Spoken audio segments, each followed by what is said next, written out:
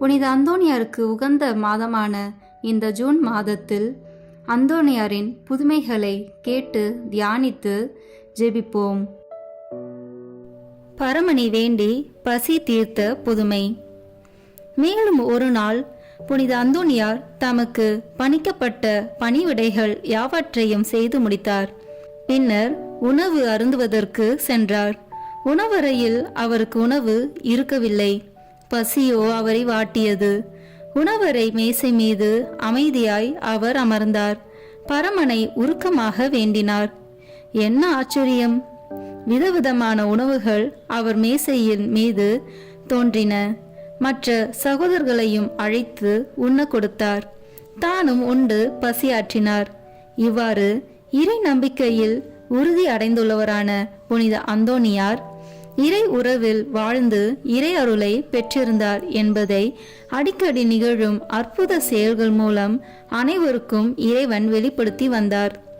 இது அம்மடத்து துறவியரிடம் புனிதர் மட்டில் அன்பையும் ஒருவகை பயபக்தியையும் ஏற்படுத்தியது.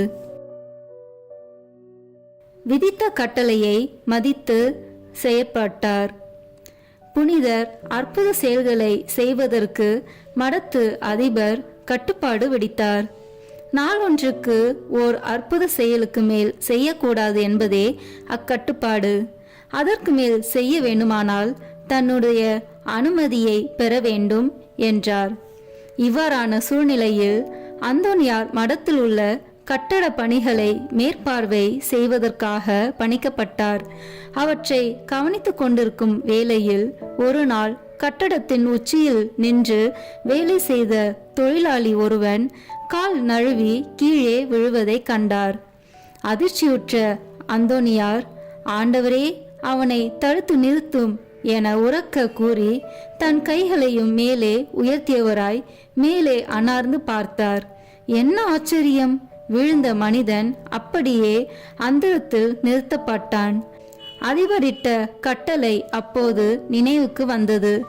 அதிபரின் கட்டளைக்கேற்ப ஓர் அற்புதம் செய்யப்பட்டதனால் அடுத்த அற்புதத்தை செய்து அந்நேரத்தில் நிற்பவனை காப்பாற்ற வேண்டியதால் அதிபரிடம் ஓடி சென்று நடந்தவற்றை எடுத்துரைத்தார். மேலும் ஆகாயத்தில் நிற்பவனை காப்பாற்றுவதற்கு அதிபரிடம் அனுமதி கோரினார். அந்தோனியார் கூறியதை கேட்ட அதிபர் சிரித்து கொண்டே, அந்தோனி, அந்தரத்தில் தொழிலாளியை நிற்க செய்த போதே அற்புதம் ஒன்று நிகழ்ந்துவிட்டதே, அதன் பின் அனுமதி எதற்கு? நீ ஓடி சென்று அந்தரத்தில் நிற்பவனை தரையில் இறக்கிவிடு என கூறி அனுப்பினார். அதிபர் கட்டளையினை பணிவுடன் நிறைவேற்றினார் அந்தோனியார். அன்று மாலை அதிபர் அந்தோனியாரை அழைத்து, மகனே, உனக்கு இறைவன் தந்திருக்கும் அருட்கொடைகள் அனைத்தும் மக்களுக்கு இலவசமாக அருள தரப்பட்டவைகளே. எனவே இன்று முதல் அற்புதங்கள் செய்வதற்கு மாறாக நான் இட்ட கட்டளையை விலக்குகிறேன் என கூறினார். அன்று முதல் அந்தோனியார் வழியாக இறையருள் பலருக்கும் தடையின்றி கிடைத்தது.